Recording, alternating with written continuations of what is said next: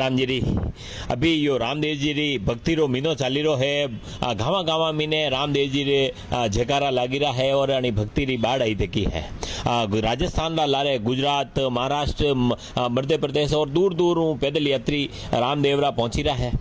हर गाँव अलग अलग टोलियां रामदेवरा जावारा लिए उत्सुक है और नाचता गावता लिए लगा आनंद लेता लगाया पहुंची रहा है। यो जो दृश्य मैं आपने बता रहा हूँ यो खमणोर क्षेत्र में ने 16 या 13वीं या रामदेवरा की पैदल यात्रा चाली रही, जटे कि 200 जना ये पैदल यात्रा कर रहा है। मोलेला, कामा, खेड़ी, राछोटी, थोरिया, गुड़ा और अलग अलग छोटा छोटा गाँव बड़ी टीम ये 200 लोगों की या जो है जत्थो यो लारे चाली रो है और नाचता गावता लगा ये आनंद ले रहा है। खबर किशन लाल जी गायरी 16 भेजी है।